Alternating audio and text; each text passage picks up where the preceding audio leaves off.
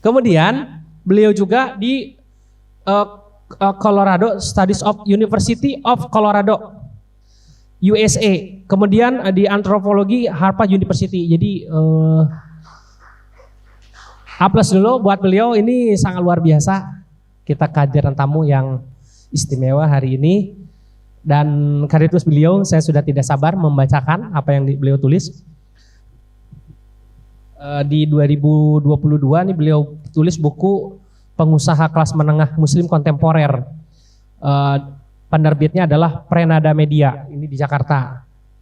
Dan saya hanya bacakan yang tulisan yang paling terkini aja. Sebenarnya sudah banyak ya tulisan beliau-beliau itu, sudah banyak. Dari tahun 2010 kalau tidak salah yang ada di kurikulum vitae beliau yang secara lengkap. Di 2023 ini ya tulisan terbaru beliau adalah Islamic Music and Quranic Arts, The Time of Koran Pandemic, Journal of World of Music, University of Göttingen, Germany.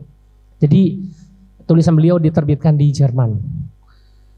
Baik, untuk tidak menyita banyak waktu dan mengobati keingintahuan kita lebih jauh tentang beliau dan materinya, kami akan sepenuhnya akan serahkan untuk pemaparan materi kepada Bapak Dadi Darmani. Kepadanya kami persilakan.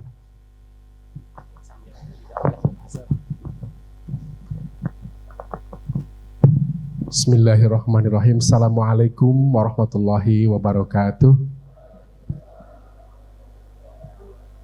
Selamat pagi Wilujeng Enjing. Salam sejahtera bagi kita semua. Terima kasih Pak Dr. Taufik, ini sahabat lama, sahabat yang sering kali membantu saya dalam melakukan penelitian juga waktu sama-sama dulu sebagai peneliti di Kementerian Agama ya, di Puslitbang. Kepada yang terhormat Bapak Profesor Dr. Kiai Haji Mukri Aji, Ketua MUI Kabupaten Bogor, Pak Sekretaris, dan juga tentu saja para pimpinan lain yang tidak bisa saya sebutkan satu persatu di MUI Kabupaten Bogor. Dan tentu saja para peserta pendidikan kader ulama, para panitia dan yang lain-lain yang turut membantu terselenggaranya program ini. Saya dengar programnya luar biasa, 6 bulan bertemu setiap pekan, menginap di sini dan menggali ilmu ya, yang sungguh luar biasa, mewakili dari seluruh kecamatan yang ada di Kabupaten Bogor. Tadi sudah saya dengar ada 40, pesertanya ada 49, berarti mulai dari Parung Panjang, Lewiliang, Jasinga, sampai mana lagi tuh, Rumpin, ada ya, dari Parung ada Parung, Ciseeng, ada ya, yang lain-lain luar biasa. Terima kasih. Saya sendiri tentu saja Bogor bukan daerah yang asing bagi saya. Sejak kecil saya sering diajak ayah saya yang aslinya orang Rangkas Bitung. Dulu kan belum ada jalan tol. Jadi kalau kami dari Bandung naik mobil itu pasti melewati Baranang Siang, naik bis, kemudian naik bis lagi lewat Lewiliang, Jasinga, Cipanas, terus tembus ke Rangkas Bitung ya. Bahkan sampai sekarang saya masih punya saudara di dekat Pasar Gajruk sana. Ada yang dekat Pasar Gajruk di sini? Cipanas ya? Iya. Alhamdulillah. Izinkan saya untuk mungkin sekitar 30-40 menit ke depan kita anggap saja ini sebagai sharing ya. Teman-teman sekalian, bagaimana kita melakukan penelitian dengan topik keagamaan, sosial keagamaan, boleh begitu ya, di era digital. Ini digital ini sebuah kata kunci yang luar biasa ya, di mana kita semua menyaksikan sebuah perubahan yang sangat revolusioner dalam kehidupan kita, di mana zaman dulu itu pengetahuan itu ada di dalam otak dan di dalam dada manusia.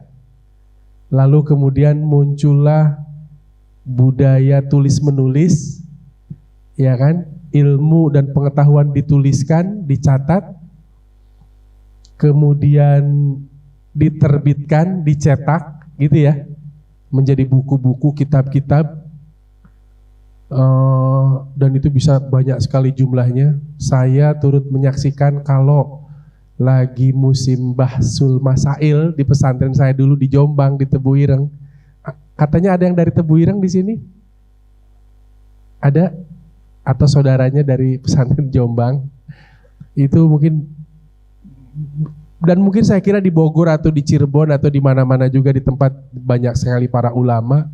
Itu kalau udah musimnya bahsul masail, itu datanglah kitab yang diangkut pakai mobil. Kalau kebetulan Pak Kiainya punya mobil, tapi kalau Pak Kiainya tidak punya mobil, ada yang datang pakai motor, dibawa pakai motor. Kalau tidak ada mobil, tidak ada motor, diangkut pakai becak. Itu kitab-kitabnya sampai puluhan, ratusan kitab gitu ya. Nah sekarang di zamannya teknologi digital, dengan revolusi digital di mana data-data yang ada di dalam naskah-naskah kitab-kitab tertulis, dicetak dan segala macam itu sudah bisa di-scan ya. Dulu alat scannernya besar, lebih besar dari komputer, dicetak satu-satu. Kemudian muncul alat cetak scanner yang cepat, yang lebih canggih, di mana buku itu difotokopi, dipilah-pilah, bisa sekali masuk 5 lembar, lalu naik lagi kapasitasnya jadi 10 lembar. Sekarang sudah puluhan lembar, tinggal naruh, tinggal aja nyeken sendiri. Dan sekarang sudah ada aplikasinya kan, scanner itu ada di handphone kita, di gadget kita. Itu udah lebih mudah lagi kita foto satu-satu, luar biasa. Tidak perlu lagi alat scanner, tidak perlu lagi alat printer, tidak perlu lagi alat cetak. Dulu pekerjaan menulis itu pekerjaan yang sangat luar biasa gengsinya. Khotot ya, ahli tulis itu. Ketika terjadi revolusi industri yang berimbas kepada ditemukannya alat cetak, maka terjadi demo besar-besaran di Mesir sana waktu itu. Para ahli tulis kaligrafi itu merasa ketakutan akan kehilangan pekerjaan karena ditemukannya mesin cetak. Mesin cetak itu kan sekali naskah dicetak, kemudian kalau dia banyak peminatnya, banyak pembacanya, banyak pembelinya, bisa dicetak berulang-ulang. Dicetaknya dulu kan masih zaman stensilan gitu, satu-satu gitu. Sekarang mesin cetak udah luar biasa, bisa kilat. Satu hari bisa 10 buku, bahkan mungkin bisa 100 buku, tergantung kemampuan perusahaan percetakannya. Nah dulu orang memiliki keahlian menulis kaligrafi, menulis, mencatat naskah itu, dari tangan tuh satu naskah buku mungkin selesai 2 tahun, selesai 1 tahun. Nah, kalau kita baca kitab-kitab klasik, naskah-naskah kuno itu, ada teman saya Profesor Oman Faturrahman, ahli filologi, luar biasa, menjelajahi Nusantara bahkan dunia ya, melihat berbagai teks naskah-naskah ulama Nusantara yang ada di Paris, ada di Mesir, ada di Filipina, ada di Padang, ada di Malaysia, di mana-mana ditemukan bagaimana tuh catatan-catatan ditulis tangan zaman dulu. Sekarang sudah di digital. Bahkan ada proyeknya di kantor kami di PPIM, namanya proyek Dreams. Itu digitalisasi naskah-naskah keagamaan, bukan hanya Islam, tapi juga agama lain. Di beberapa negara di ASEAN, itu nanti bisa dicek oleh teman-teman di website PPIM UIN Syarif Hidayatullah Jakarta tentang program ini. Nah, apa signifikansi atau pentingnya kita berbicara tentang penelitian keagamaan di era digital dan Jika kita tertarik melakukan itu, bagaimana kita bisa melakukan itu? Nah, ini yang akan kita bincang ke depan ya. Tentu saja mungkin Bapak Ibu, teman-teman di sini yang sudah kuliah S1 dan apalagi yang S2 pernah melakukan penelitian itu. Jadi mungkin saya katakan sebagai sharing aja, karena saya mengajar mata kuliah metodologi riset dulu di FISIP, UIN, di studi agama-agama, di akidah filsafat, di ilmu akidah Al-Quran dan tafsir. Itu semua dikontekstualisasi dengan keadaan atau minat dari masing-masing mahasiswa. Nah, saya sekarang temanya adalah penelitian keagamaan, karena ini adalah calon ulama semua, para ulama di masa depan. Tapi kemudian konteksnya adalah di era digital ini ya. Sama saja yang namanya penelitian, baik itu di era digital maupun tidak, sebetulnya yang paling pertama yang harus kita tentukan itu adalah pertanyaan penelitian. Kita itu mau riset apa, mau neliti apa, kan gitu ya. Mau sama kalau misalnya nanti kalau sudah duduk di MUI lalu nanti ada permintaan fatwa, ya kan? Bagaimana hukumnya tentang A, B, dan C gitu ya. Nah, ini kan harus kita telaah, harus kita telusuri gitu ya. Nah, ini sama saja.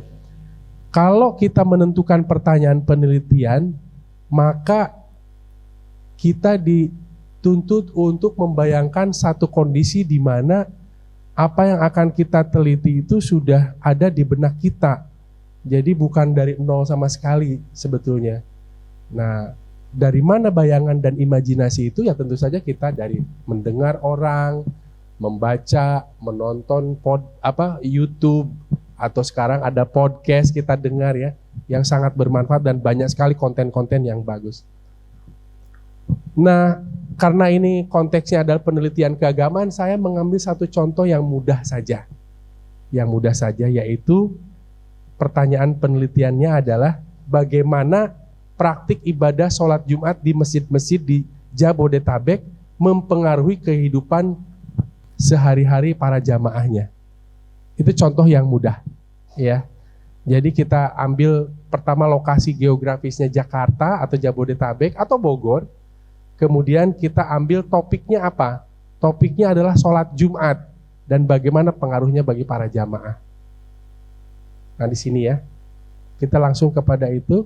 Selanjutnya, kalau kita sudah menentukan satu topik penelitian, satu tema, ya, satu isu, nah sekarang untuk menambah daya gedor kita secara intelektual, kemampuan kita menganalisis, kemampuan kita membaca secara kritis, kemampuan kita membaca dengan lebih baik, maka kita harus mempelajari dan menjelajahi penelitian-penelitian yang sudah ada. Jadi seorang peneliti yang baik itu bukan orang yang berkata kepada orang lain bahwa saya adalah orang yang pertama melakukan penelitian ini. Saya adalah orang yang pertama menulis buku tentang ini. Wallah, itu sebuah pernyataan yang sangat dihindari oleh seorang peneliti, ya. Karena apa? Karena seorang peneliti yang baik, dia sadar bahwa pastilah di dunia ini sudah ada orang lain yang lebih dulu, ya, mungkin lebih awal, bahkan juga secara keilmuan lebih mumpuni dari kita-kita semua, yang sudah lebih dulu menulis, meneliti, mengkaji tema-tema yang ingin kita tulis itu, gitu. Kalaulah bukan tidak sama secara geografis, bukan Jabodetabek, bukan Jakarta, bukan Bogor, bukan apa gitu ya. Mungkin temanya tentang sholat Jumatnya sama ya, atau mungkin tentang bagaimana peran masjid di masyarakatnya yang sama. Pasti banyak. Mungkin kalau kita lihat, coba saja di Google, praktek sholat Jumat di Madura misalnya, atau di Surabaya, atau di Malaysia, atau di Singapura, di mana mungkin ada. Nah, inilah perlunya kita melakukan sebuah literatur review atau tinjauan pustaka untuk mendalami sejauh mana isu ini sudah digali, dibaca, ditulis, dan dipublikasikan oleh orang lain. Di situ pentingnya kita memahami karya-karya orang lain, dan dengan demikian kita juga bisa menghargai juga ya. Sama dengan para ulama terdahulu itu, ketika menentukan satu pandangan, ya pasti beliau-beliau itu membaca apa teks-teks kitab-kitab terdahulu yang pernah dibuat, bahkan menelusuri kepada sumber-sumber aslinya, ayat Qur'annya, kitab-kitab hadisnya, karya-karya ulama terdahulu. Ini pandangan mazhab siapa, itu kan? Pernah ditulis siapa, di mana? Apakah ini kaulnya kaul jadid atau kaul qadim atau yang lain-lain, dan seterusnya dan seterusnya. Jadi penelitian sebelumnya saya katakan di sini menunjukkan bahwa dalam hal ini saya contohkan, penelitian sebelumnya menunjukkan bahwa masjid-masjid di Indonesia memiliki peran penting dalam kehidupan sosial masyarakat, misalnya begitu. Nah, ini sudah kita bisa cari itu. Selanjutnya, ini sudah mulai masuk ke pendekatan metode penelitian yang sudah online dan digital ya. Saya coba ringkas seperti ini.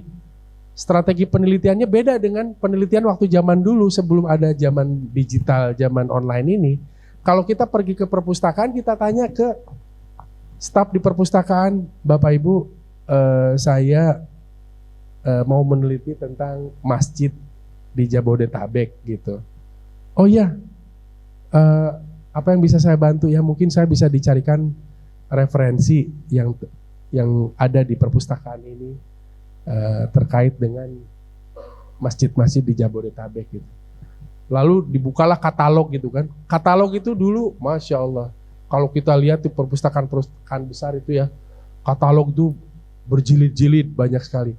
Kalau di perpustakaan IAIN dulu waktu sebelum jadi UIN ya, saya ingat itu katalog itu pakai lemari itu. Lemari ada besi di tengahnya, jadi ada kertas kecil warna putih, ada tulisan nama pengarang, tahun, kemudian judul sama penerbit gitu.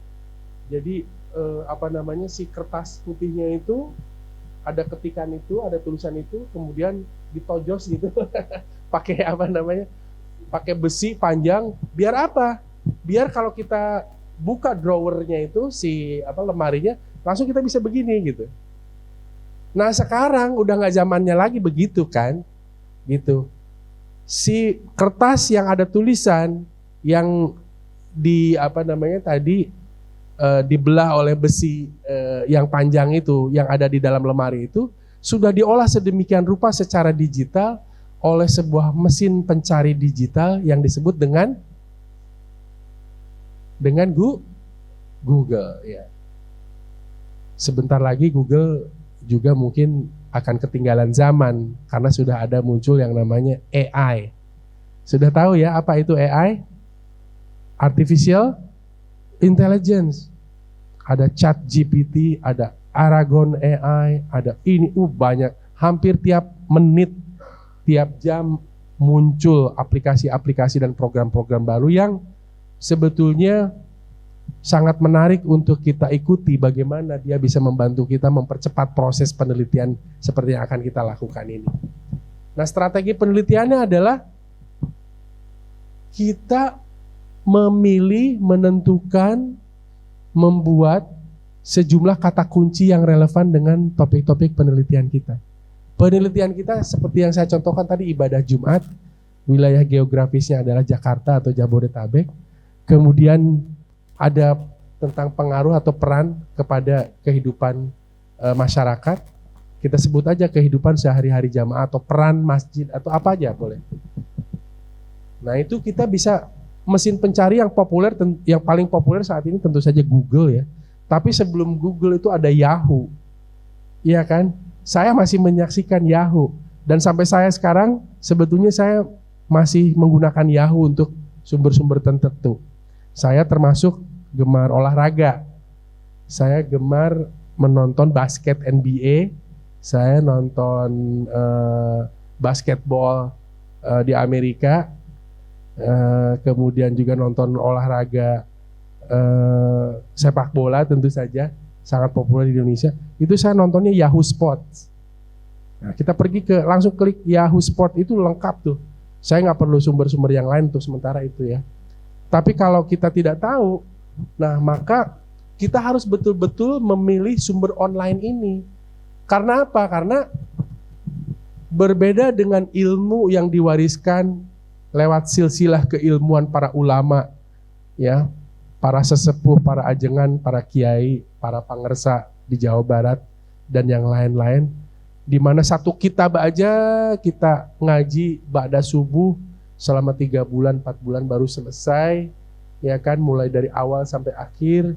Kemudian kita dikasih ijazah ya kan, untuk membacakan kitab ini lagi kepada murid-murid kita, kepada keluarga kita dan seterusnya. Kalau ilmu yang diwariskan secara langsung seperti ini, sudah ada tidak ada keraguan lagi di dalamnya tentang keutamaan, tentang manfaat dan yang lain-lain dari ilmu ini. Tapi jika seandainya kita tidak hati-hati memilih sumber online, kita bisa celaka. Karena apa? Karena yang namanya online itu, dia tidak bisa melakukan semacam penyisiran, melakukan verifikasi. Iya. Tidak ada, bahkan sistem di Google saja, kalau kita lihat kan dia lebih mengarah kepada siapa yang mungkin punya akses ke Google-nya, apa lewat subscribe, lewat bayar, lewat beriklan, atau lewat apa aja, sehingga nama kita, nama sesuatu, atau kalau mau kita lembaga kita misalnya, lembaga kita pengen muncul paling pertama kalau orang mengetik apa, misalnya kita pengen, mohon maaf, misalnya contohnya MUI Kabupaten Bogor gitu ya. Ketika orang di dunia ini ngetik MUI, kita pengen MUI Kabupaten Bogor lah yang muncul pertama, bisa. Dan itu ada ahlinya ya kan. Kita minta ke ahlinya, kita bikin kesepakatan bayar Google Ads atau AdSense atau apa, muncul tuh. Jadi MUI Kabupaten Tarutung sama MUI Kabupaten Papua Barat atau Merauke atau Jawa apa aja, MUI lain itu kalah oleh MUI Kabupaten Bogor. Karena MUI Kabupaten Bogor sudah terkoneksi dengan Google dan dia bisa itu. Nah, padahal misalnya ada orang berkepentingan dengan MUI tapi bukan dengan MUI Kabupaten Bogor. Ada orang yang ingin menulis tentang bagaimana dinamika pemikiran para pimpinan tokoh-tokoh MUI yang ada di misalnya Ternate misalnya. Ketika diklik MUI, dia nyari MUI Ternate. Tapi ketika dia klik MUI atau dia ketik MUI di Google, yang muncul Kabupaten Bogor. Nah, itulah kita harus pinter-pinter bisa memilih sumber-sumber online. Jadi tidak perlu diajarkan lagi ya bahwa sebagian dari sumber-sumber online mengenai keagamaan, keislaman dan macam-macam itu semua pasti itu sudah ada konten-konten yang sengaja dibuat di sana yang ya dalam rangka membuat pengaruh sebetulnya ya kan. Sampai-sampai dalam penelitian PPIM 3-4 tahun yang lalu menunjukkan bahwa konten-konten keagamaan dan keislaman di Indonesia itu malah dikuasai, didominasi oleh konten-konten keagamaan yang sifatnya intoleran. Dan bahkan konten-konten kreator di web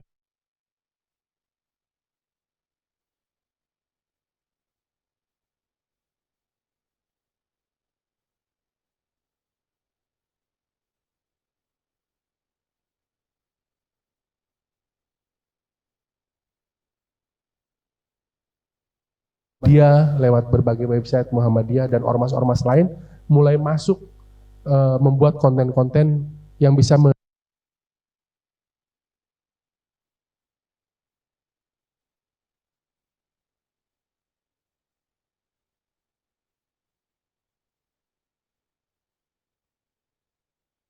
kasih sumber. Nah, ini Setelah kita melakukan pencarian dengan kata kunci itu, ya, misalnya di Google itu kalau lebih spesifik ada beberapa sumber ya. Ada, misalnya kita pakai Google Scholar.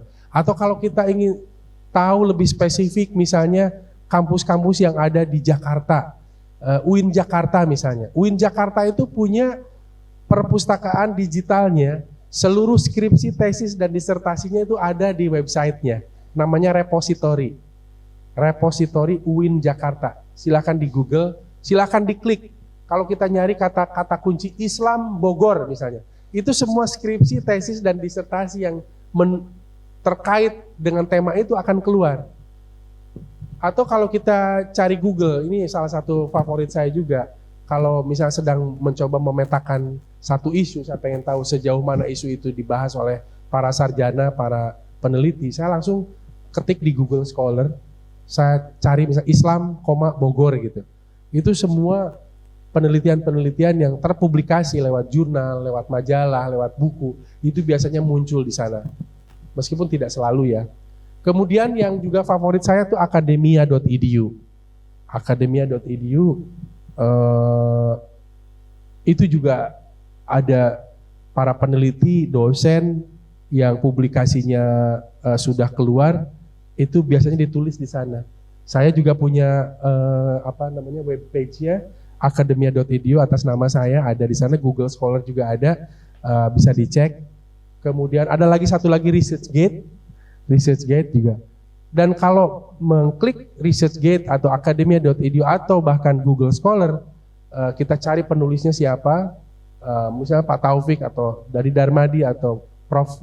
Mukri Aji atau Profesor Azumadi Azra misalnya, atau Komarudin Hidayat, atau siapa aja penulis-penulis dan sarjana-sarjana terkenal, bisa dilihat. Oman Fatur Rahman misalnya tentang Islam, filologi misalnya, itu akan keluar kalau kita cari lewat perpustakaan digital ini. Mencari referensi yang bisa kita gunakan sebagai rujukan utama. Nah, tapi evaluasi sumber ini sedemikian penting, saya ingin menekankan bahwa kita harus memiliki kemampuan nalar untuk memberikan penilaian bahwa kita memang percaya dengan sumber itu. Jangan mengutip sumber-sumber yang kita tidak percayai. Baik kepercayaan itu muncul dari feeling kita, ya, atau dari sumber-sumber yang sudah mengatakan misalnya bahwa sumber ini tidak valid, ini adalah hoax misalnya, ini adalah palsu, ini adalah bohong, ya jangan dikutip. Nah, bahaya dari dunia digital tuh di situ. Semua orang, baik itu yang berpendidikan, mohon maaf, dan juga tidak berpendidikan, baik itu yang bisa baca maupun yang hanya bisa lihat gambar, itu semua bisa mengakses kepada sumber-sumber ini. Yang dulu ilmu itu kan sangat bukan eksklusif, tetapi maksudnya ilmu itu hanya bisa dicari dan didekati lewat pendekatan-pendekatan tertentu kan. Orang sampai kalau dalam tradisi agama lain, para bikhu Buddha itu bisa sampai semedi meditasi, ya kan? Mencari ilmu tuh, mencari pengetahuan, sampai dia melakukan meditasinya tuh di gunung-gunung terpencil gitu. Ada seperti itu. Orang yang sedang melakukan pencarian keilmuan.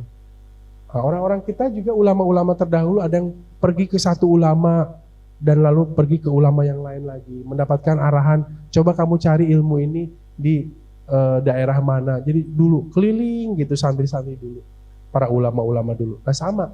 Nah cuman kita sekarang tidak lagi pergi mobile para ulama atau para santri terdahulu itu. Kita sekarang mobilitasnya berselancar di laptop kita atau di gadget kita kan gitu. Nah itulah yang membedakan. Cuman ya itu kuncinya adalah kita harus betul-betul hati-hati dengan sumber mana yang bisa kita percayai. Kita harus mampu memeriksa apakah artikel yang ditemukan itu telah melalui proses, kalau ini jurnal artikel ya, oleh penelaahan peer review atau tidak. Nah jurnal-jurnal yang kompeten itu biasanya baru bisa dipublis tulisannya kalau itu sudah di ACC oleh editornya, oleh reviewernya dan seterusnya. Nah yang terakhir adalah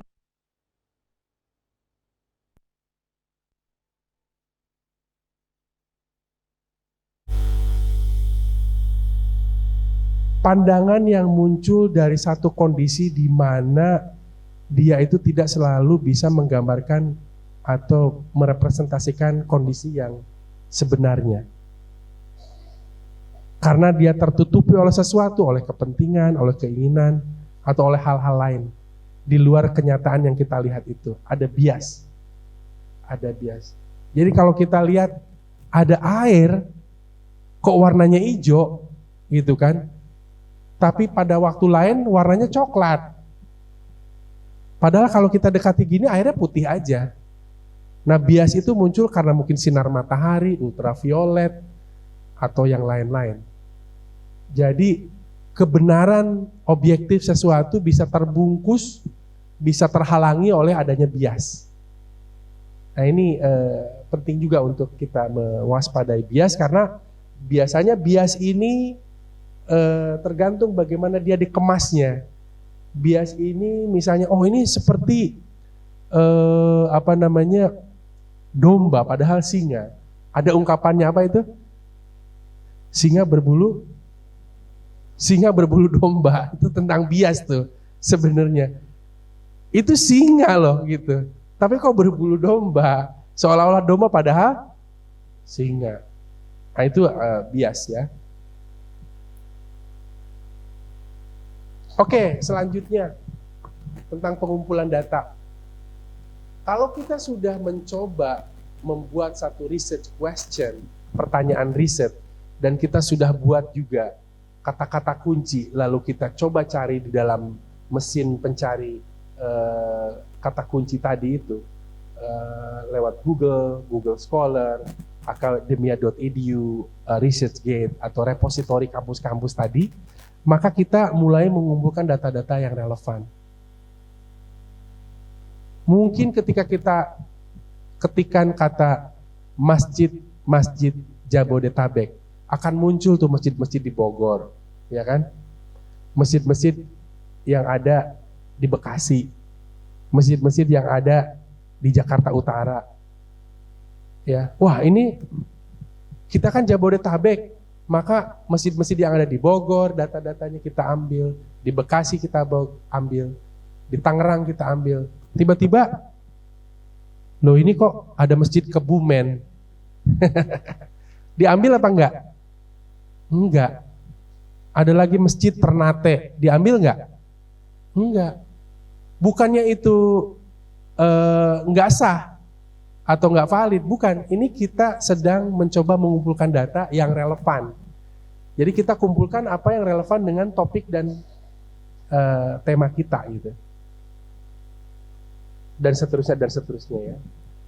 Selanjutnya adalah manajemen penelitian, yaitu kita menggunakan perangkat lunak untuk membuat satu referensi yang bisa mengatur semua sumber yang kita temukan itu. Ada beberapa alat dan aplikasi yang membantu kita merapihkan semua data-data sumber-sumber rujukan itu. Saya sering pakai Zotero. Ada yang pernah pakai Zotero di sini? Zotero, Mendeley. Mendeley juga boleh, iya kan? Mendeley juga bagus. Kita ketikkan nama penulisnya, nama ini langsung muncul biasanya. Satu lagi itu ada satu website yang sering saya gunakan juga sebagai referensi, mungkin nanti saya ceritakan di akhir ya, yang bisa membantu kalau misalnya kita pengen ngutip sesuatu tapi bukunya ada di rumah gitu kan, lupa nih gimana nih, telepon istri nggak diangkat gitu ya, tapi kita harus masukkan sekarang. Nah itu ada iniannya.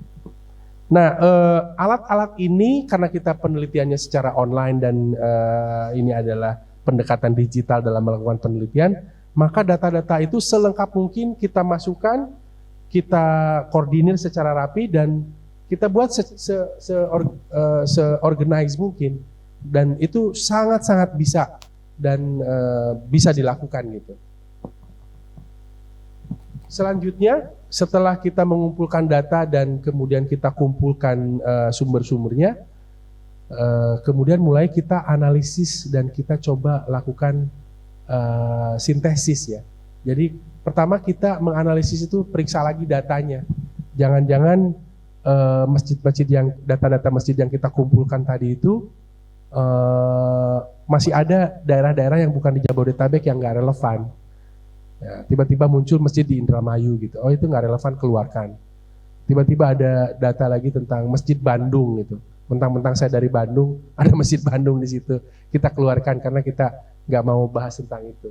Nah, yang menarik lagi di sini adalah sebenarnya kita sudah mulai bisa melakukan analisis apakah data-data yang kita temukan itu juga sudah mulai menunjukkan kekayaan data yang ada di lapangan. Kan kita belum pergi ke lapangan nih sebenarnya, baru kita lihat-lihat di sumber-sumber online saja ya. Tapi kita mulai tahu bahwa misalnya, oh ternyata sholat Jumat di masjid ini di daerah Bekasi itu pada minggu pertama bulan Agustus itu yang khutbah adalah si Bapak Kiai ini, Pak Ustadz ini gitu ya. Ternyata ya ada data lain yang menunjukkan bahwa di bulan Agustus minggu ketiga si Pak Ustadz yang sama, Pak Kiai yang sama ini ternyata khutbah juga di masjid lain di kota Depok misalnya. Nah, kemudian kita juga bisa tahu apakah masjid ini adalah masjid jami yang dikelola secara mandiri atau dikelola oleh ada manajemen tertentu misalnya. Ada yang kan ada organisasinya tuh, semacam yayasan atau muasasah atau lembaga yang memang mengkoordinir para mubalik dan para khotib ini gitu. Nah kita mungkin bisa tahu, oh masjid ini terafiliasi dengan ANU gitu. Masjid ini mendapatkan dukungan sumber daya dari ANU dan sebagainya dan sebagainya. Dan juga mungkin kita bisa cari tahu seberapa banyak data jamaah yang menghadiri ibadah Jumat di masing-masing masjid itu. Meskipun biasanya jarang dilakukan ya, karena kita nggak menghitung. Berbeda dengan agama lain, Kristen contohnya, ya gereja itu membership. Gereja itu membership di mana orang itu hanya sembahyang, kebaktian atau apa itu berdasarkan dia di mana sembahyangnya, gitu. Kalau kita kan, saya misalnya tadi subuh di Pamulang, ya kan, kemudian zuhur kemungkinan besar saya di daerah Bogor kan gitu, saya sholat aja. Nanti asar saya mungkin ke Sumarekon di Serpong gitu ya misalnya, dan seterusnya dan seterusnya. Enggak masalah. Tapi bagi kalangan agama tertentu melakukan ibadah itu tidak bisa di sembarang tempat, hanya di tempat-tempat di mana dia menjadi anggotanya. Keanggotaannya di sana ya dia di sana gitu. Nah, oleh karenanya maka kadang-kadang kita bingung juga, kok rumah ibadah agama ini kok banyak ya gitu. Di sana ada, di sana ada. Oh ternyata memang mereka mengenal sistem membership seperti itu. Nah kalau sudah kita periksa datanya, kita coba pahami, kita coba jelaskan, deskripsikan. Nah kita coba buat sintesis. Sintesis itu adalah mengaitkan antara hal-hal yang umum dengan hal-hal yang spesifik, yang antara sholat Jumat tadi dengan dinamika gairah keislaman, keagamaan yang ada di sebuah wilayah dan yang lain-lain, sampai kita bisa membuat kesimpulan-kesimpulan sementara dan yang lain-lain. Saya kira ini proses yang panjang ya, dan nanti kita bisa diskusikan. Tapi intinya adalah bahwa penelitian itu atau kemampuan kita menyampaikan sesuatu, baik itu dalam tulisan, dalam pidato, dalam ceramah, dalam apa, itu tidak hanya muncul pengetahuan yang mengendap dengan sendiri secara otomatis. Kita harus terus menggali pengetahuan itu dan kita analisis, kita tambahkan pengetahuannya, kita tambahkan data-datanya, kita analisis dan kita sintesiskan untuk kita buat sebuah kesimpulan-kesimpulan baru yang mungkin sesuai dengan semangat zamannya gitu ya. Nah, selanjutnya kalau kita bisa melakukan ini, maka di akhir proses penelitian itu kita adalah harus mampu menunjukkan bahwa sumber-sumber yang kita jadikan rujukan itu adalah bisa dikutip. dan kita bisa jadikan sebagai referensi atau sumber rujukan bagi orang lain. Jadi kalau kita misalnya sedang ceramah, kita sedang memberikan tausiah, sedang taklim di masjid-masjid, di masjid taklim, di apa itu, di majlis taklim, kita sampaikan bahwa menurut ulama ini, dalam kitabnya ini, kan setidaknya kita mengatakan begitu ya, dengan segala kerendahan hati bahwa ini bukan pendapat saya loh gitu kan, ini adalah pendapat ulama ini gitu. Jadi permasalahan ini bisa dijelaskan seperti ini. Jadi dulu itu ada ceritanya orang seperti ini. Nah, dengan kasus yang sekarang, maka kita bisa asumsikan bahwa menurut kesepakatan para ulama atau menurut pendapat para ulama, maka ini adalah seperti ini dan seterusnya. Kutip sumber dengan benar. Dulu tuh dosen saya di IAIN tuh sampai mengatakan begini. Dulu tuh profesor saya, penguji saya, pembimbing saya itu sampai nanya untuk menguji bener enggak nih ngutipnya tuh. Itu warna buku, jilid cover buku yang kamu rujuk itu warnanya apa? Sampai ditanya begitu. Warna hijau, oh ya betul. Karena itu menjadi simbol dulu ya. Jangan sampai salah gitu.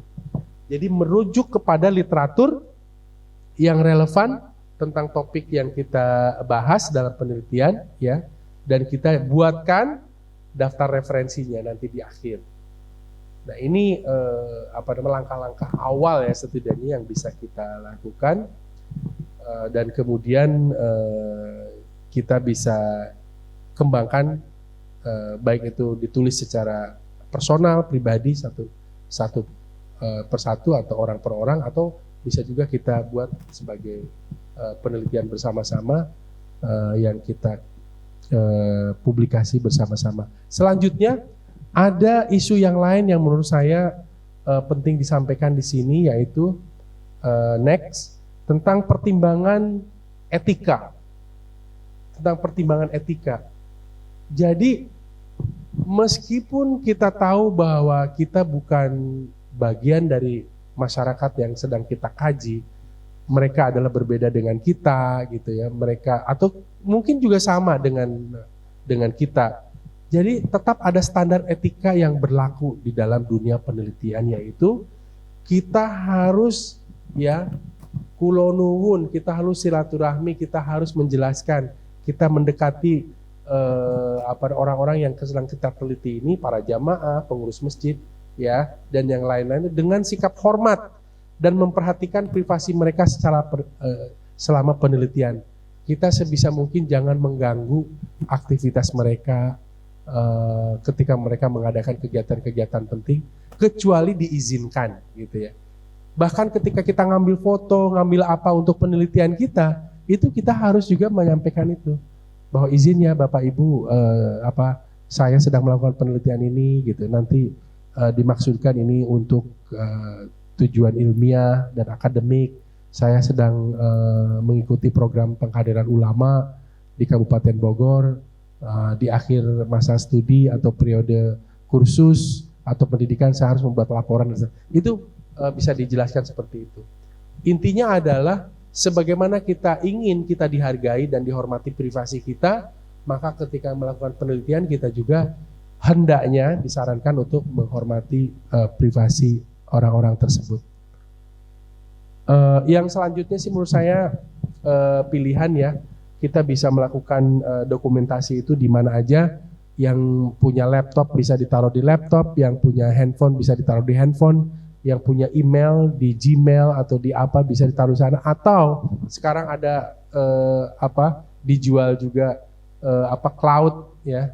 Jadi data-data itu bisa kita simpan di mana aja, kita bisa akses tanpa kita simpan di tempat-tempat spesifik gitu, di rumah atau di kantor atau di tempat-tempat lain-lain. Selanjutnya ini tahap akhir sekali, kita mulai menuliskan laporan penelitiannya. Setelah kita coba tulis draft-draft hasil pengumpulan data, kita analisis, kita sintesiskan, lalu kita buat laporannya. Laporan yang baik itu adalah laporan yang terstruktur, ya. Terstruktur itu apa? Ada bagan-bagannya, ada outline-nya. Mulai dari pertama pendahuluannya atau kata pengantar, maksud dan tujuan, ya kan? Kemudian metodologi, tinjauan literatur, hasil penelitiannya apa temuannya, pembahasannya sampai kesimpulan atau rekomendasi dan yang lain-lain. Itu ada. Monggo silahkan disesuaikan dengan yang diminta itu modelnya seperti apa, pedoman yang digunakan. Nah, di bagian akhir sekali ini ada apa yang disebut dengan revisi dan edit, dan ini bisa jadi ini adalah sudah tugas orang lain atau kita melibatkan orang lain. Nah, saya biasanya misalnya saya melakukan penelitian bareng-bareng di Kementerian Agama, di Puslitbang ada sekitar 12 peneliti, 2 diantaranya saya dan Pak Taufik. Misalnya kita waktu itu pernah penelitian tentang penistaan agama ya, penistaan agama di Jakarta. Waktu itu kita berapa orang penelitiannya? 2 orang, tapi di tempat lain juga ada ya, ada juga tempat lain. Nah, proses revisi dan edit ini sedemikian penting ketika kita ingin mempresentasikan, apalagi kita publikasikan, kita ingin apa yang kita presentasikan itu sesuatu yang bagus kan. Bukan hanya bagus menurut kita atau menurut saya berdua dengan Pak Taufik, tapi bagus juga diakui oleh kolega-kolega dan teman-teman kita. Nah, cara melakukannya yang paling mudah itu adalah kita meminta kawan-kawan kita sendiri untuk membantu membaca. Tolong bacain dong laporan saya. Ini udah oke nggak gitu. Tolong bacain dong, ini draft saya gitu. Saya mau kirim nanti ke mana tulisan atau bahkan saya beberapa kali ya mendapatkan kesempatan untuk membantu membacakan draft pimpinan kami di kampus, diminta membuatkan draft untuk pidato. Almarhum mertua saya kalau mau khutbah, khususnya khutbah yang agak besar, Idul Fitri, Idul Adha itu bukan hanya saya diminta ngetikkan gitu dulu, tapi juga kalau udah jadi dibaca lagi, kemudian dicoret-coret lagi, bolak-balik. Itu proses editing dan revising. Jadi editing and revision istilahnya kalau orang Amerika bilang. Jadi itu adalah proses yang penting. Jangan misalnya jam 9 nanti saya harus submit lapor ke dosen kita, ke ini kita, oke. Kita harus revisi dan edit sendiri atau dengan kawan-kawan kita. Mungkin itu dulu ya yang bisa saya share untuk Bapak dan Ibu, teman-teman semua. Pastinya ada hal-hal yang kurang jelas atau ingin ditanyakan, monggo silahkan. Mohon maaf atas segala kesalahan dan untuk pertanyaan sesi berikutnya masih ada sesi dari Pak Taufik, Pak Dr. Taufik. Saya persilahkan. Terima kasih. Assalamualaikum warahmatullahi wabarakatuh. Ya. Mohon maaf. Baik, terima kasih. Kita diberikan wawasan tadi ya teman-teman tentang bagaimana penelitian yang sebenarnya itu ya seperti itu. Memang tidak mudah ya, bolak-balik gitu. Kita pernah ke Jakarta itu terus gak ada orangnya, balik lagi. Kan berapa banyak biayanya yang kita keluarkan, jadi memang hal-hal yang seperti itu. Baik teman-teman, melengkapi dari apa yang tadi sudah disampaikan dan keamanahan ini dari Komisi Pengkajian dan Penelitian yang diketuai oleh Bapak Kiai Maksudi dan anggota-anggota yang lain, kebetulan juga ada agenda-agenda yang berbarengan sehingga biasanya hadir tapi karena berbarengan waktunya sehingga tidak bisa berkesempatan untuk bisa di tengah-tengah kita. Tapi kita tetap terus untuk mengisi bahasa masail ini dengan hal-hal yang sudah diagendakan oleh MUI Kabupaten Bogor. Dan untuk berikutnya adalah melengkapi ya, yaitu perubahan paradigma dalam penelitian di era digital. Oke, kita lihat dulu. Ini Bapak ini udah olahraga, ini mobilnya, beliau capek, udah jauh sekali berapa kilo. Ini ada orang baik sebenarnya nih. Ini orang baik. Nih, orang baik. Wah, beliau melihat ada orang yang sedang mau bergerak seperti itu. Ini orang baik sebenarnya nih.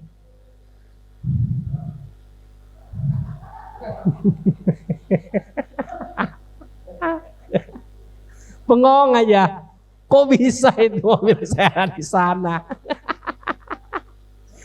Bengong. Jadi teman-teman memang ya, apa yang tadi Pak Ada digambarkan, kita itu banyak bias ya. Banyak sesuatu yang ya tidak seperti itu gitu. Nah, gambarnya mirip-mirip kayak begitu. Jadi kita suka mungkin kalau sekarang ini senyum-senyum gitu, mungkin dalam ekspresi lain ya. Tapi senyatanya dalam era digital tuh lebih banyak seperti itu. Oke, dan pada saat pertemuan kita ini kan lebih banyak teman-teman yang mau perkenalkan ya. Nah, ini adalah 10 hal yang betul menggambarkan diri saya.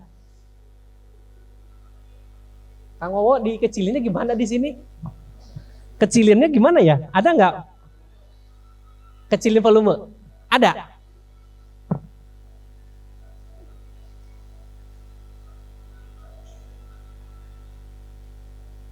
Oh ya, oke. Baik.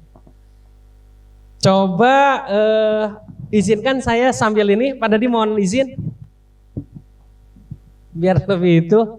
Ini 10 hal menggambarkan saya, ini perkenalan kan sebelumnya kan belum pernah seperti itu ya. Tapi saya janji oke, nanti kita akan perkenalan lebih dalam lagi. Nah, coba teman-teman pilih satu aja yang sebenarnya oh itu kayaknya bukan gitu, bukan karakter saya, bukan sifat saya. Ada nggak yang bisa menggambarkan? Celana bolong, oke apa lagi? Oke 10, terus apa lagi? Nomor berapa? Nomor 9. Coklat katanya, itu bukan kesukaan saya. Coba, oke. Nomor 2, bersekolah sambil jualan, oke. Terus mana lagi? Nomor 1, sudah berwirausaha sejak usia 5 tahun, ada lagi nggak? Mungkin Pak Dadi juga termasuk yang nggak tahu bahwa saya itu memiliki sifat seperti itu, 9 kecuali 1 yang salah gitu. Jadi sekalian aja nih, kita udah berkenalan dari tahun 2014. Ya, udah lama. 2013 ya kalau nggak salah ya, penistaan agama itu ya. Ada lagi teman-teman? Oke, nomor 10. Oke. Kita lihat dulu ya. Saya hanya mereview beberapa saja jadi tidak semuanya biar cepat. Oke. Ini dia. Memiliki celana bolong yang sering dipakai. Sejujurnya saya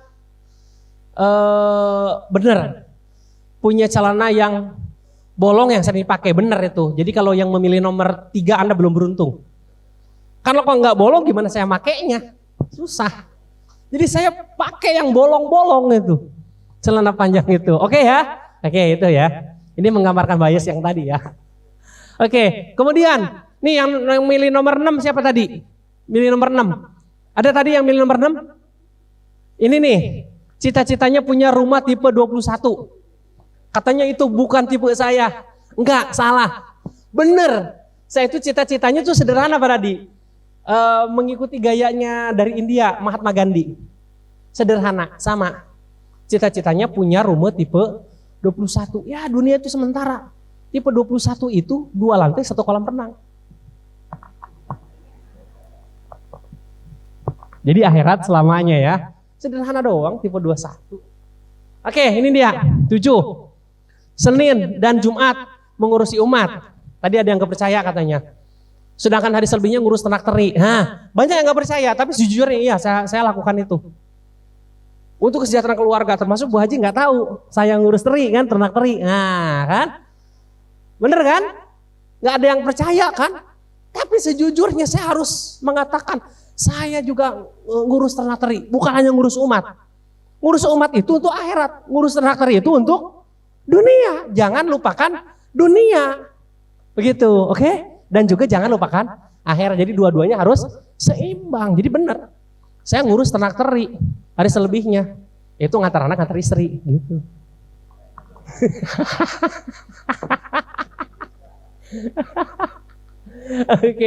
Oke. Satu-satu yang salah adalah yang ini nih.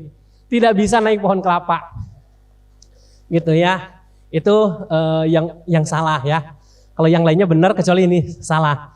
Jadi saya bisa naik pohon kelapa, Pak, tapi nggak bisa turun. Itu aja ya.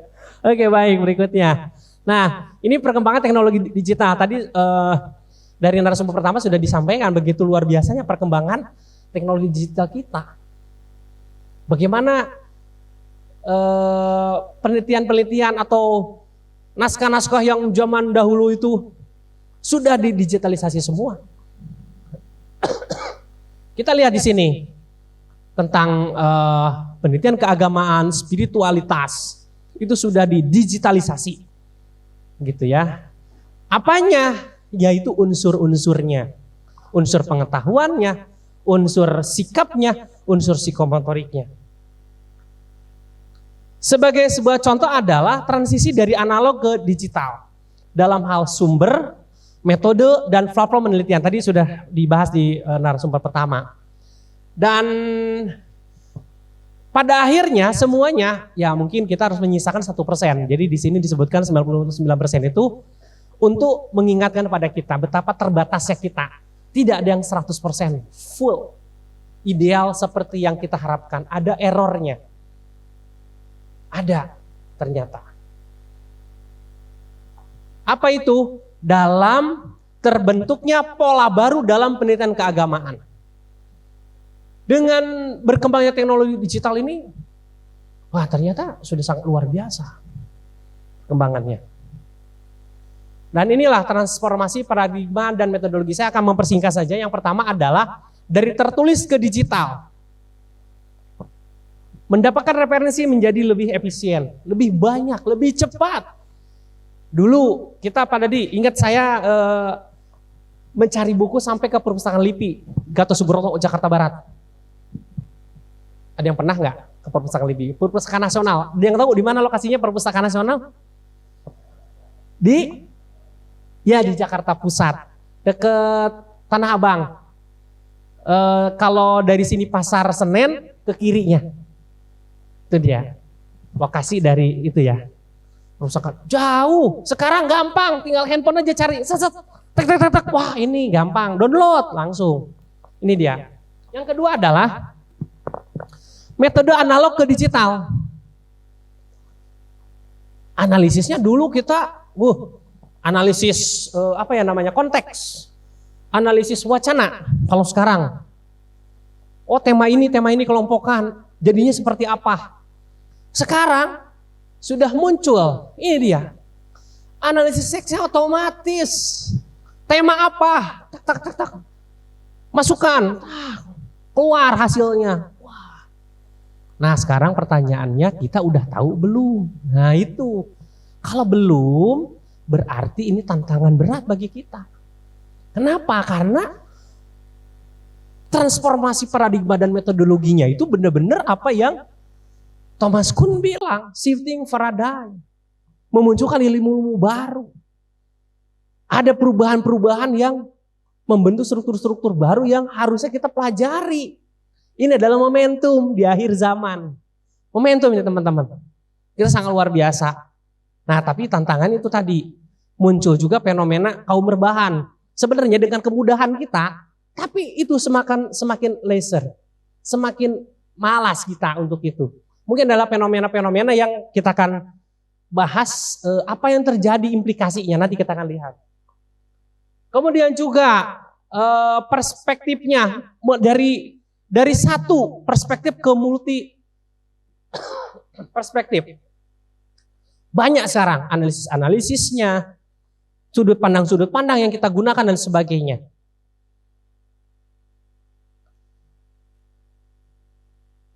Oke, kita lihat dulu ya. Oke.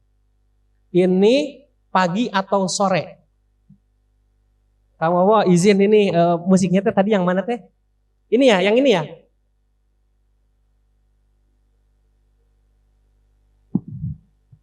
Oke, nah ini dia. Lebih terasa. Dengarkan musiknya. Ini sengaja. Ya. Kira-kira oke ya. Ini pagi atau sore? Pagi atau sore? Dengarkan musiknya sekali lagi.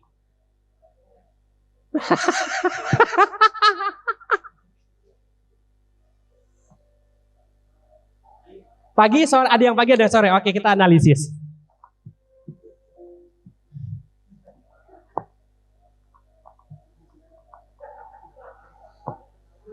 Oke. Kalau ini mengatakan, ada yang mengatakan sore, menurut Feng, anagram, ya, ada dari sana. Menurut anagram, ini sudah cenderung mengingat hari akhir. Ini dia, ya. Ini ya menurut anagram, ya, oke. Kemudian kalau mengatakan ini pagi berarti optimis. Hidup masih wajah. Oke, tepuk tangan dulu dong buat semua. Yeah.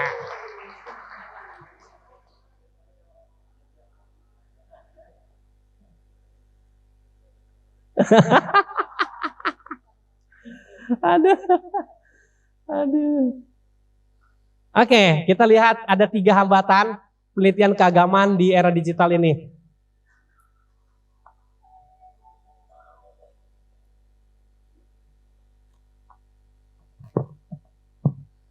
Yang pertama adalah informasi tidak terfilter. Tadi sudah disampaikan. Betul. Kita tidak bisa memverifikasi dengan yakin. Kenapa? Karena semuanya muncul. Siapa yang membutuhkan itu? Begitu banyak orang, jutaan orang, miliaran orang mengetik itu, akan muncul dengan sendirinya. Akan menjadi teratas, trending. Ini dia. Ketidakterbatasan kalau kita sebutkan ini. Menyebabkan apa? Kualitasnya ini bermacam jenis, beragam. Ada yang bagus kualitasnya, ada yang jelek, ada yang sedang. Ini akibatnya nih, dari tidak terfilternya. Kemudian juga jadi susah untuk mengandalkan itu. Ini kayaknya susah nih untuk dijadikan ini. Banyak ya Pak Dadi ya kita dapatkan ya. Kita mendapatkan ini, tapi kok ininya nggak ada. Gimana kita bisa pakai gitu. Betul-betul kita harus selektif. Akurasi sumber terutama, tadi sudah disampaikan ya. Kemudian polarisasi opini, ini dia. Kita disuguhkan dengan menurut ini, menurut ini, gimana mana ya. Nah itu dia, jadi pilihannya seperti itu. Tapi orang-orang zaman dulu di kerajaan itu sangat pintar sekali. Raja itu memiliki 2 menteri, menteri kiri dan menteri kanan. Kalau yang menteri kiri pendapatnya begitu, harus didebat oleh menteri yang kanan. Jadi raja itu punya 2 perspektif yang berbeda. Coba lihat deh. Kerajaan-kerajaan di Asia itu rata-rata punya 2 menteri, menteri kiri, menteri kanan. Joseon, eranya Joseon, coba lihat. Yaitu di Korea sana. Cina coba lihat, ada menteri kiri, menteri kanan. Memang tradisinya seperti itu. Kerajaan-kerajaan di Asia, polarisasi opini. Di internet ini banyak ragamnya. Ini A, yang ini B, A-nya juga beragam, A1, A2, A3, A4, B-nya B1, B2, B3, B4. Wah, banyak. Sehingga mempengaruhi kualitas penelitian. Yang ketiga adalah validitas sumber keagamaan. Mungkin tersedia banyak, tapi justru di situ sulit untuk memverifikasinya. Oke, nah ini lebih lengkap lagi tantangan penelitian keagamaan di era digital. Lebih lengkap dan ini udah ada referensinya. Bisa sambil baca deh pokoknya. Nanti materi bisa di ini ya, di panitia ya. Kalau perlu, kalau nggak perlu jangan. Setidaknya di sini tantangan penelitian keagamaannya dipetakan menjadi 4. Yang pertama adalah kelimpahan informasi. Berlimpah kita informasi. Tapi dampaknya apa ke sini? Hoax dan disinformasi. Seperti yang disampaikan pada halakoh hari apa ya? Sekum.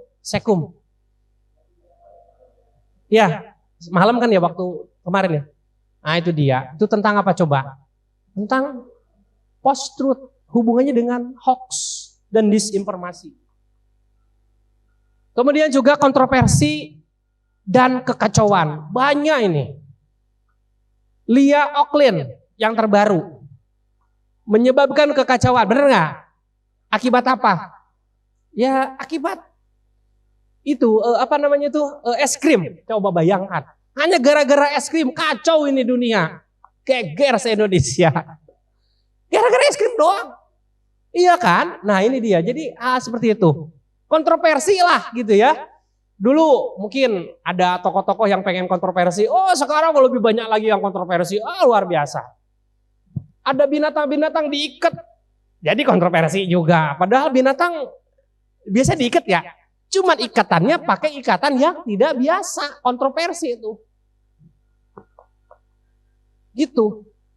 Nah gimana bagusnya? Kalau misalkan kontroversi ala kita. Biasanya kita itu yang dipentingkan dalam amplop, isi amplopnya, betul nggak? Luar amplopnya tidak, luar isinya tidak diperhatikan. Nggak apa-apa, nggak perlu amplopnya, yang penting isinya kan itu kan. Coba kalau misalkan isinya dikasih kertas, amplopnya dari uang. Nah, berbeda nggak pandangannya? Lebih penting mana sekarang? Lebih penting isinya atau amplopnya? Nah, itu dia ya. Jadi yang seperti itu. Dan yang keempat ini adalah kurangnya kajian mendalam. Ini sengaja kita mundur ke belakang. Artinya apa? Artinya misalkan kurangnya kajian perilaku keagamaan online itu di tahun 2001 itu sudah sangat lama. Tapi ini terjawab enggak di tahun 2015 nih? Tentang kurangnya penelitian pengaruh media sosial terhadap keyakinan keagamaan. Dan seharusnya yang sudah tidak terbantahkan lagi adalah ini, keterbatasan penelitian terhadap konten digital keagamaan, itu dia. Karena ini tahun terbaru. Sengaja ditunjukkan gradasi itu supaya menyadarkan kepada kita. Banyak orang yang salah menyanyikan lagu Indonesia Raya. Ya kan? Kan ada 2 kali itu yang terakhirnya kan? Ada yang sekali. Salah nggak? Salah, harusnya dua kali. Tapi makna 2 kali ini apa gitu loh. Harus ada dong maknanya, bener nggak? Jadi bangkit kita ini seolah-olah adalah bahwa kita harus menyadari mungkin kita bisa jatuh lagi. Ini secara filosofi. Tapi setelah jatuh kita bangkit lagi gitu loh. Nah itu secara ini ya. Dalam Al-Quran itu sudah hafal lah, fasih lah kita ya. Di dalam kesulitan akan ada kemudahan. Dan di dalam kesulitan ada kemudahan.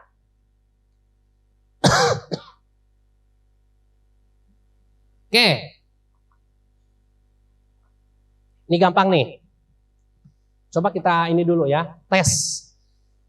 Di atas langit masih ada?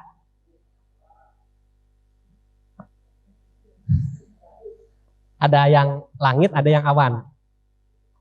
Sekali lagi ya, di atas langit masih ada? Nah ini dia. Dalam penelitian di era digital, berlaku namanya big data. Sekarang ini menjadi ilmu tersendiri dan sudah banyak dipelajari. Sekarang ini sedang trennya big data. Sekali lagi, mungkin kita ada nggak jawaban yang berbeda dari itu? Coba gunakan big data ya. Oke, kita coba ya. Di atas langit masih ada?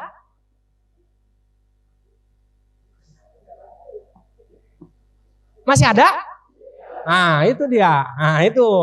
Kalau sudah datanya big data itu jawabannya. Oke, dong, tepuk tangan dulu dong buat kita semua. Sip. Ya, langsung set nyambung, langsung set eksekusi. Ah, mantap itu. Lagi ya, lagi? Oke. Ah, ini dia. Bintang kecil di langit.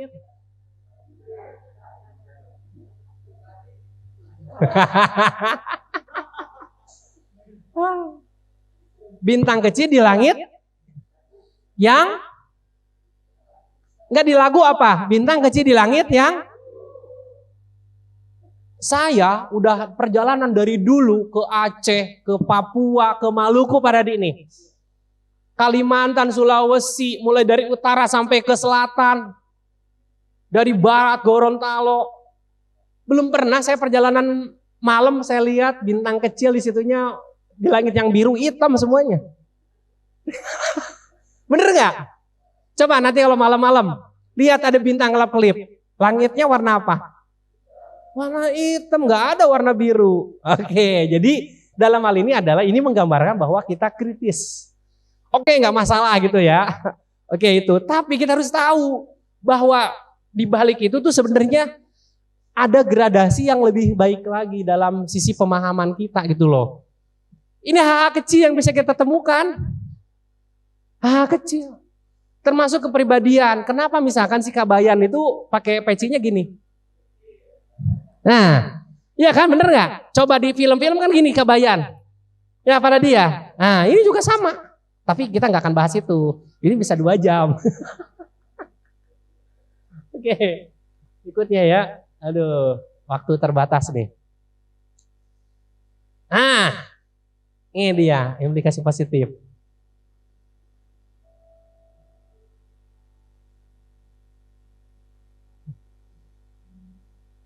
Meskipun kita penuh huru hara lah, katakanlah di zaman sekarang. Penuh tantangan, berat menghadapi kehidupan sehari-hari.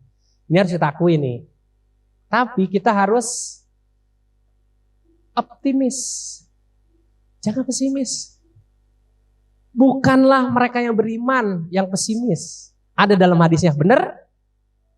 Itu dia. Apa saja sebelum jumlah tantangan itu. Ini dia. Akses global terhadap sumber keagamaan ini sudah semakin maju nih sekarang. Meratakan batasan geografis. Sudah tidak ada lagi batas-batasnya sekarang. Dalam dunia global kita satu kampung aja lah. Seperti daun kelor. Apa yang dibahasakan oleh nenek moyang kita dulu itu. Akses ke sumber keagamaan itu sudah bukan sesuatu yang sulit lagi. Sudah ada maktabah samilah. Mau apa? Kita ada semua. 4L berlaku dalam ini. Tahu 4L? Lu lagi. Internet maksudnya. Oh ya, internet itu internet lagi. Semuanya ada di situ. Terutama sekarang dengan artificial intelligence-nya luar biasa sekali. Nih ya.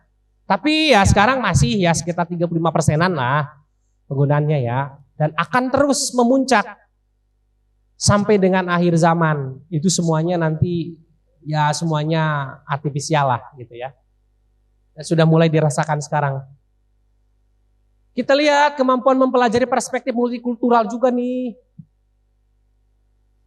Ini perbandingan jumlah gitu ya. Ini sebagai salah satu contoh doang ya. Sebagaimana contoh saja bahwa perspektif keagamaan dari berbagai budaya dan tradisi itu sudah bisa kita dapatkan dengan relatif mudah saat ini. Ada banyak bahasan-bahasan, riset-riset, kajian-kajian dilakukan. Pendekatan juga multidisiplin. Semuanya bekerja sama, ahli agama, antropolog, sosiolog, ada dokter juga, teknokrat, birokrat, ahli lainnya. Semuanya bekerja sama. Multidisiplin akhirnya. Seperti contoh, ini hot dog. Ini halal atau haram? Ada dognya. Halal atau haram? Ada dognya nih masalahnya nih ya. Sengaja. 20 billion, bayangkan. Billion.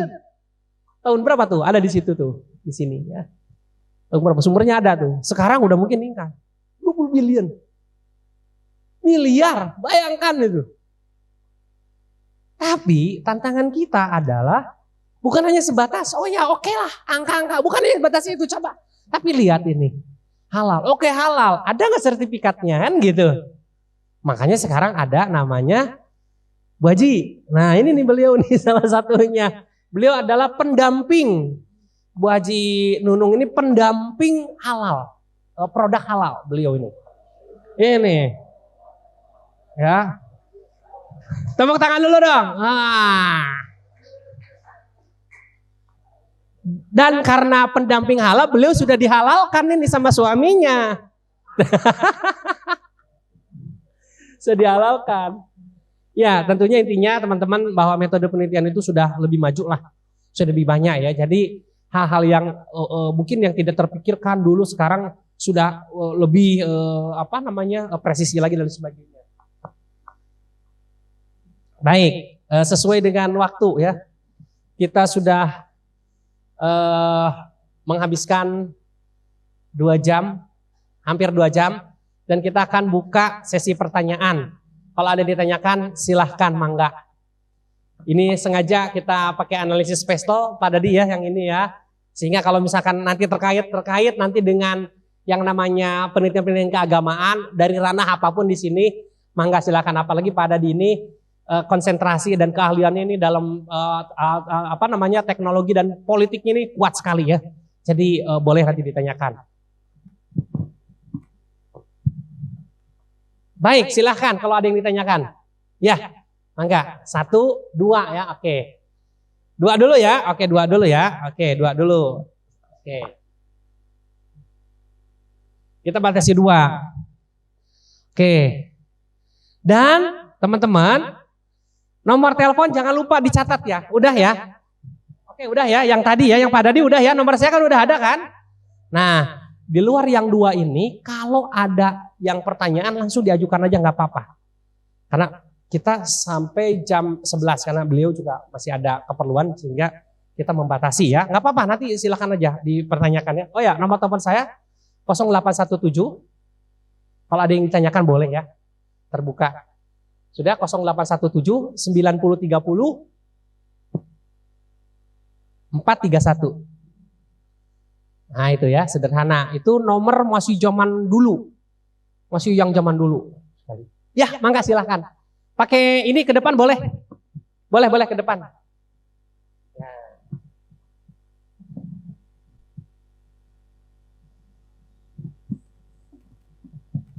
Bismillah, Assalamualaikum warahmatullahi wabarakatuh.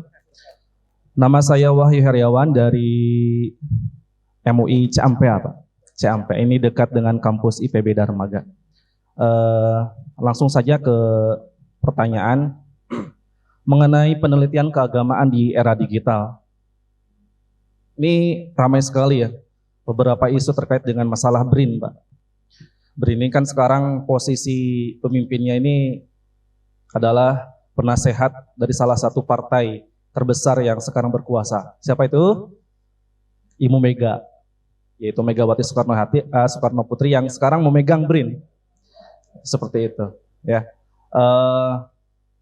Sebelum ke situ mungkin saya juga pengen sedikit refleksi ke kalau misalkan di dunia penelitian ya, Indonesia sekarang ini kalau misalkan dibandingkan dengan negara ASEAN, khusus untuk anggarannya sendiri sekarang cuma 0,1 dari keseluruhan GDP ya. Kurang lebih sekarang ada cuma 5,6 triliun, 65%-nya untuk operasional dan gaji pegawai, sisanya 2,2 triliun atau sebesar kurang lebih 0,1 itu untuk dunia penelitiannya. Berarti saking kecilnya seperti itu sehingga minat masyarakat untuk melakukan penelitian yang dibiayai oleh pemerintah rendah seperti itu.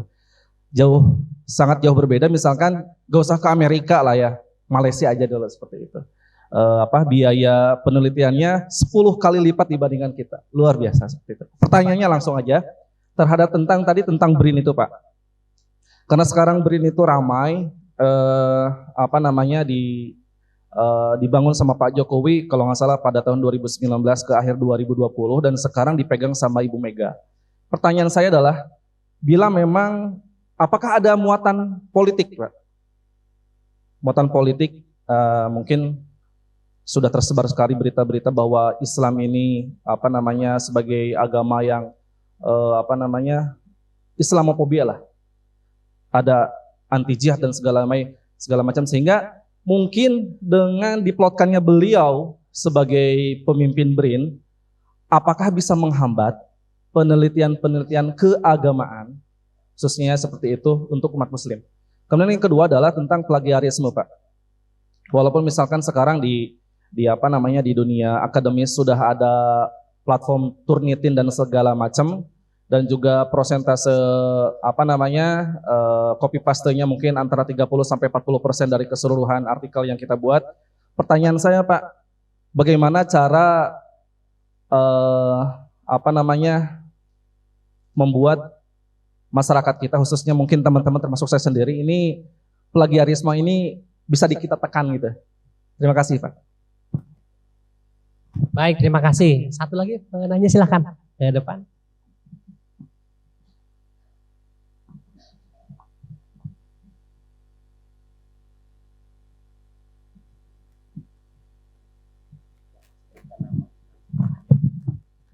Bismillahirrahmanirrahim.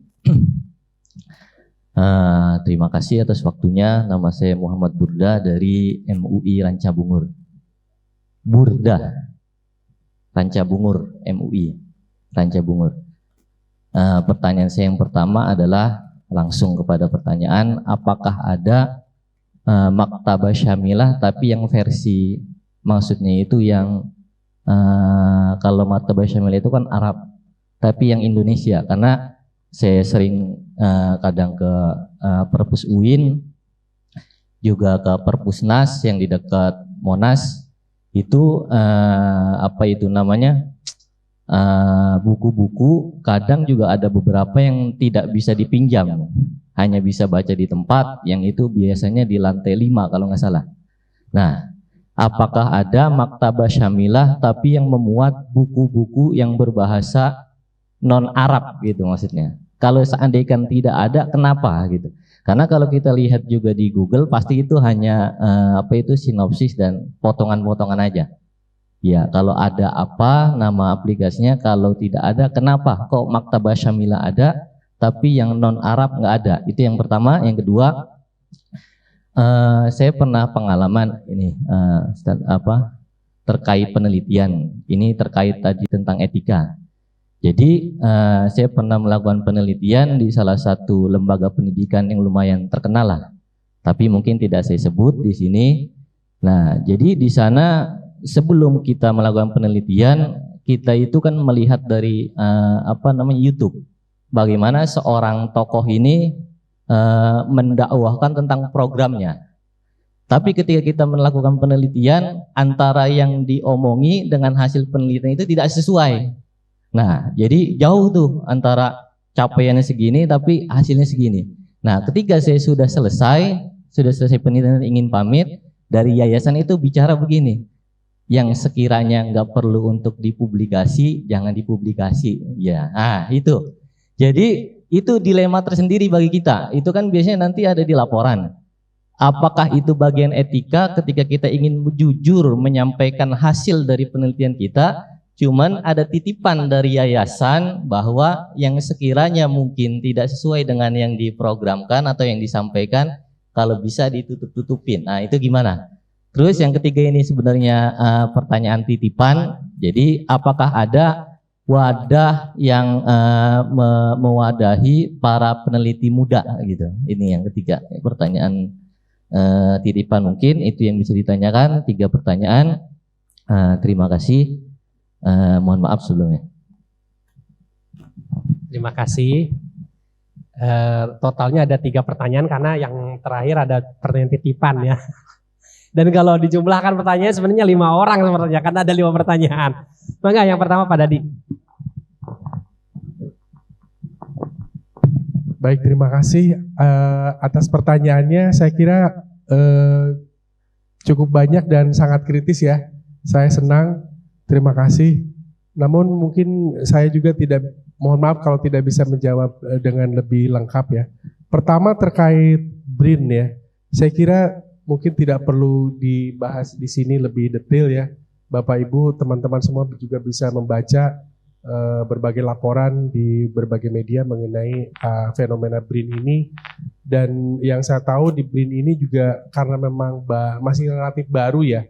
Jadi sebagai lembaga yang dibuat relatif baru, mungkin sejumlah permasalahan muncul yang kontroversial, yang macam-macam gitu ya.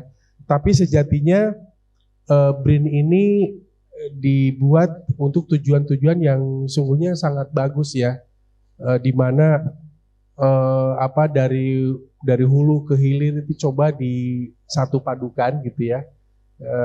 Dan dia mengacu kepada model-model pengelolaan riset, lembaga-lembaga riset di berbagai negara. Ada yang model-model seperti BRIN itu. Namun apakah yang ada di Indonesia itu sudah mendekati kepada apa yang dijadikan modelnya atau tidak? Nah, itu harus diteliti juga seperti apa. Namun kalau pertanyaannya tadi apakah dengan ada sinyalemen seperti tadi itu siapa dewan pembinanya, kemudian bagaimana yang terjadi dengan ketuanya dan macam-macam itu, lalu artinya itu ada semacam pembatasan untuk riset-riset keagamaan khususnya Islam misalnya, ada asumsi tadi soal Islamofobia dan sebagainya. Saya sebagai orang yang terlibat dalam banyak penelitian mengenai aspek-aspek keagamaan, terus terang tidak menemukan adanya hambatan apapun gitu ya menurut saya. Ya Anda bisa bertanya soal ini juga kan sebagai sebuah bukti bahwa kita tidak ada halangan, tidak ada hambatan. Saya bisa melakukan riset berbagai isu, berbagai topik, sejauh ini tidak ada hambatan, tidak ada orang yang misalnya menelepon saya, tolong jangan riset tentang itu gitu, tidak ada gitu. Tidak ada itu sejauh sejauh ini ya, saya tidak tahu ke depan dan bagaimana pengalaman orang lain, tapi kalau Anda tanya kepada pengalaman saya, itu yang bisa saya sampaikan. Tapi nalar kritis ini menurut saya perlu terus dikembangkan, meskipun lagi-lagi juga harus bersumberkan kepada sumber-sumber referensi yang memang bisa dipertanggungjawabkan.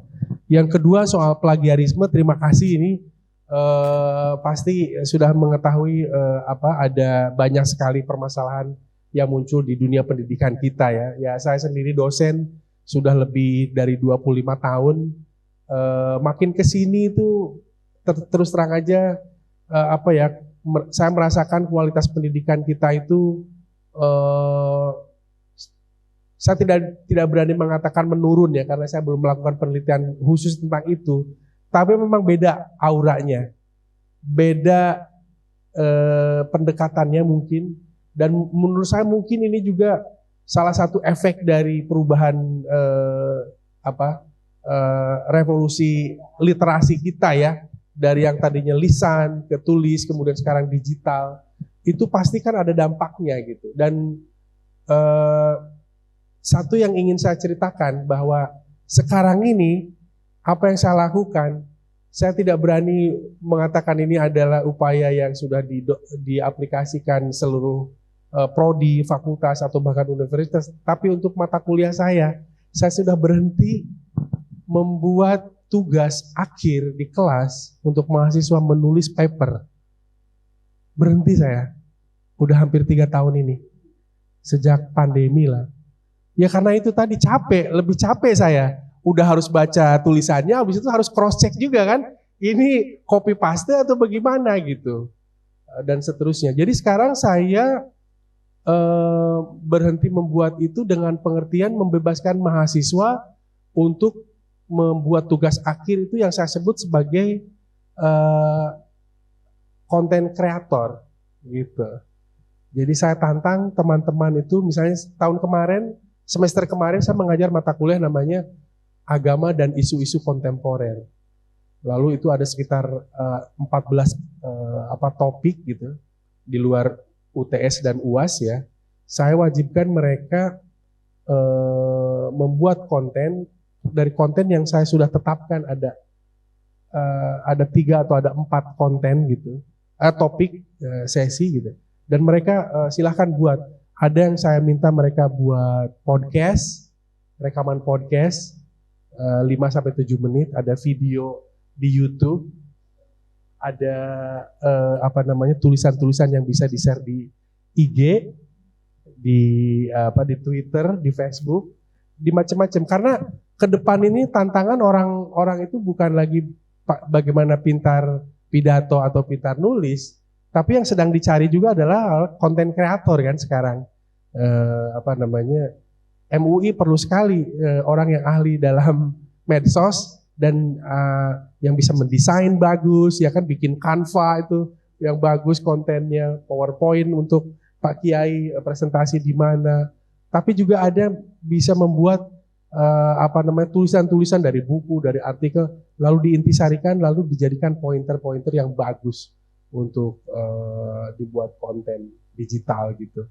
Nah, sehingga saya memang itu ada semacam pendekatan yang mungkin saya agak sedikit oportunis ya untuk saat ini. Tapi saya cukup senang karena hasilnya banyak di luar dugaan saya. Anak-anak luar biasa kreatif dan mereka tertantang gitu. Disuruh membuat ini, dan ternyata di luar dugaan juga anak-anak itu pintar sekali mereka. Ada yang jadi produsernya, ada yang jadi sutradaranya, ada yang macam-macam gitu. Nah, itu tidak lagi saya membuat paper untuk makalah atau untuk apa gitu. Bahkan ke depan saya kira dalam waktu yang tidak lama lagi akan terjadi revisi besar-besaran. Tugas akhir apakah nulis skripsi lagi, apakah skripsi masih ada atau tidak saya tidak tahu nih. Ganti tugas yang lain, ya inilah studi agama-agama di era digital juga seperti itu ya. Terima kasih pertanyaannya, bagus sekali. Kemudian selanjutnya soal Maktabah Syamilah ini saya tergelitik juga. Saya memiliki pertanyaan yang sama beberapa waktu yang lalu juga, mungkin 3-4 tahun yang lalu ya. Untuk bahasa Arab kan memang ada ya. Saya pertama kali dapat Maktabah Syamilah itu waktu saya riset tentang haji untuk disertasi saya tahun 2007-2008 waktu saya tinggal di Saudi. Itu udah beredar lama sebetulnya, tapi saya baru dapatkan kopiannya tahun itu dan terkaget-kaget karena ini, mohon maaf saya ceritakan, karena sekian ribu kitab ya ditaruh dalam, waktu itu masih bentuknya CD-ROM ya, lalu kemudian jadi flash disk. Nah, sekarang sudah ada di cloud, udah ada link di mana-mana mungkin ya. Nah, sementara yang non Arab tadi itu yang ditanyakan, ya saya sebut aja bahasa Inggris gitu ya. Itu Maktabah Syamilah seperti itu yang dikemas dalam satu bentuk itu bisa dibilang tidak ada. Karena ini ngomong soal Thomas Kuhn tadi itu ya, perubahan paradigma. Itu ada paradigma yang sangat berbeda antara kita orang timur dengan orang barat. Dalam hal apa? Dalam hal copyright. Dalam hal apa copyright itu? Hak intelektual, hak cipta. Ya. Ini beda banget antara kita orang timur, katakan gitu ya, orang Islam timur ya, dan orang barat. Orang barat itu sangat-sangat protektif terhadap karya ciptanya. Sangat-sangat protektif, menjaga betul, karena tanpa kreasi mereka bisa apa gitu. Sementara bangsa lain, katakan Cina mana, itu kalau Bapak Ibu yang pernah ke kota-kota besar di dunia, ke Tokyo atau ke Amerika atau ke Eropa kemana-mana, yang ngantri di toko-toko butik-butik terkenal, toko-toko tas yang mereknya Gucci, yang mereknya apalah macam-macam, itu bukan hanya orang-orang kaya yang naik mobil mewah atau enggak, turis-turis biasa, orang-orang Cina. Teman saya orang Jepang bilang, ini nanti mereka beli, nanti bawa ke kampungnya di Cina, dipletekin tuh satu-satu ya kan. Ini gimana cara bikin sakunya, ini bagaimana cara bikin tas ininya, talinya macam-macam. Sehingga merek yang terkenal yang harganya puluhan juta bahkan mungkin ratusan juta itu ditiru habis-habisan, dijual jadi barang KW, harganya cuma bisa 100.000, 200.000 atau 2 juta, 3 juta aja. Itulah yang disebut dengan copycat, bukan copyright ya. Orang Amerika bilang copycat, meniru. Orang Barat sangat tidak suka dengan ini. Sementara orang Timur, tidak harus orang Islam, orang Bali juga begitu. Ada yang pernah ke Ubud, ke Bali. Ya kan, ngelihat lukisan-lukisan itu satu kampung lukisnya sama semua. Ya kan, lukisan Ubud itu satu kampung sama semua. Orang Barat sampai terkaget-kaget nih, kok bisa gitu ya. Orang menggambar, iya. Jadi Orang Amerika bilang, orang Amerika tidak perlu takut dengan perubahan teknologi apapun. Meskipun Cina udah seperti apa, bisa nyiptain apa, bisa bikin apa. Tapi produk-produk yang selalu terdepan itu adalah hanya bisa dihasilkan oleh orang-orang yang kreatif.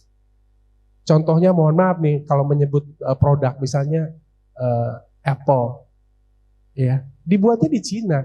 Tapi sebagai produk diciptakan oleh siapa dan di mana? Gitu. Nah ini mohon maaf pertanyaannya jadi agak sedikit ini ya. Soal Syamilah tadi kan. Orang Arab, orang Islam seneng kalau misalnya saya nulis kitab terus kitabnya banyak dipakai. Kan karena ada konsep mudah-mudahan berkahnya dapat saya gitu kan. Pahalanya dapat saya gitu. Kalau orang sana kan nggak mengenal itu. Iya, harus dihargai, harus disebutkan, harus macam-macam itu tadi. Sehingga tidak ada. Tapi ini ya, dan saya sebetulnya tidak terlalu merekomendasikan. Bukannya tidak ada beberapa tempat, ada link, ada website, ada apa, yang menyimpan data-data, buku-buku atau artikel-artikel itu yang kita bisa cari. Gitu. Tapi dia tidak bisa langsung misalnya, oh ini ya kitab Syamilah versi Inggrisnya ini, kita Maktabah Syamilah gitu, enggak ada. Ada juga, mungkin itu ada di negara mana di luar ini. Karena orang Barat juga kan tidak semua sama ya, tidak monolitik. Tapi intinya itu ada perbedaan itu tadi. Ya di Indonesia udah mulai kelihatan sekarang perbedaan pendapat antara Ahmad Dhani dengan Once ya kan, tentang apa itu? Ya kan, sama-sama pernah satu grup di band Dewa 19 gitu kan. Tapi ada persoalan itu tadi. Setelah keluar dari band, dia menyanyikan lagu-lagu ini diminta royalti dan macam-macam. Itu soal itu gitu. Nah, orang-orang yang mengumpulkan kitab-kitab Syamilah ini kan tidak pernah ditanya soal itu gitu ya. Dan mereka ini. Dan memang ada juga konsensus di mana sebuah karya yang sudah usianya lebih dari berapa? 90 tahun? Itu copyrightnya sudah milik publik. Iya, sudah ada seperti itu. Tapi kalau yang baru-baru, apalagi masih ada, misal orang udah meninggal tapi masih ada keturunannya itu masih diminta. Itu soal itu. Kemudian yang terakhir apa ya tadi ya? Oh iya, ini waduh, saya terus terang merasa miris dengan ini ya sebenarnya, bahwa berbagai forum sudah dilakukan, misalnya koran Kompas itu punya forum penulis Kompas Muda, itu punya. Tapi asosiasi-asosiasi peneliti yang ditanyakan tadi, saya belum pernah dengar. Di lembaga kami aja di UIN, itu untuk merekrut peneliti muda itu seringkali terhambat oleh birokrasi dan administrasi gitu. Bukannya tidak ingin. Nah yang terjadi adalah dinamika itu muncul kemudian dikembangkan oleh institusi-institusi kecil atau individu-individu yang itu tidak terlembaga gitu. Kalau saya sih terus terang di luar di UIN sama di luar lembaga penelitian saya punya komunitas kecil aja. Itu mungkin ada bekas mahasiswa saya, bekas bimbingan saya, teman diskusi saya. Hanya beberapa orang aja, hanya nggak lebih dari 10 orang. Kita sering ketemu, diskusi tentang apa gitu. Kadang-kadang kerja bareng-bareng kalau ada sesuatu yang bisa dilakukan bersama-sama. Tapi sebagai lembaga apa gitu, misal LIPI Muda gitu, atau IP atau apa, itu saya belum pernah dengar. Nah menurut saya, karena ini teman-teman muda semua nih, ya kan, dari pengkaderan program pengkaderan ulama ini, coba munculkan satu gebrakan gitu. Terserah yang ditonjolkan keulamaannya, pengkaderannya, atau Anda yang sebagai orang mudanya atau apa, tapi Anda coba tunjukkan bahwa Anda mampu membuat itu. Anda asosiasi para pengkaji keagamaan, keislaman atau turos-turos atau apa. Iya, di wilayah yang kecil dulu nggak apa-apa gitu, sampai nanti ke tingkat yang lebih besar, siapa tahu gaungnya bersambut oleh teman-teman. Sekali lagi terima kasih pertanyaannya. Assalamualaikum warahmatullahi wabarakatuh. Baik, sudah sangat jelas sekali ya semuanya.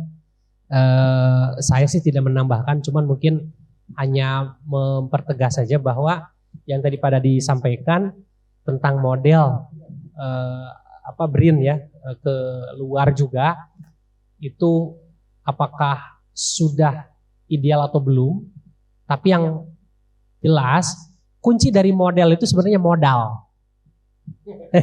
Iya kan? Kunci dari modal itu modal. Kalau modelnya di sana berapa dari gross domestic sebuah negara, maka hendaklah di kita juga sama seperti itu kan. Sehingga harapan-harapan kita untuk bisa majunya negara kita ini akan menjadi terrealisir. Lalu kemudian juga saya menyoroti tentang peneliti muda. Memang betul apa yang disampaikan Pak Dadi. Kita agak nggak pernah dengar juga ya ada apa gitu tentang peneliti muda. Kecuali yang di dosen muda aja peneliti muda itu kan ada kan ya skema itu. Tapi itu juga yang harus di perguruan tinggi tersebut kan.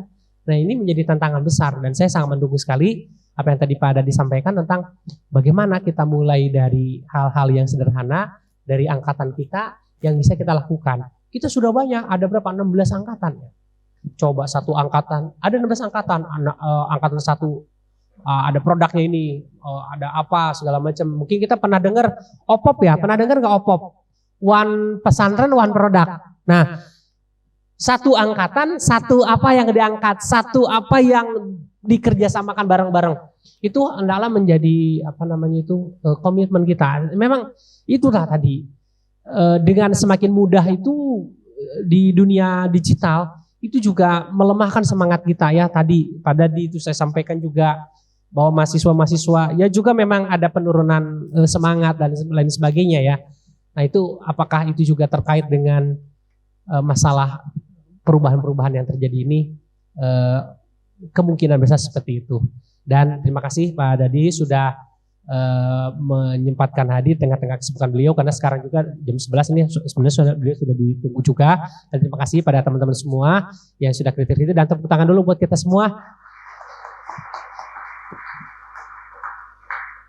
Kami akhirnya undur diri, mohon pamit dari sesi. Terima kasih atas segala perhatiannya. Billahi taufiq wal hidayah.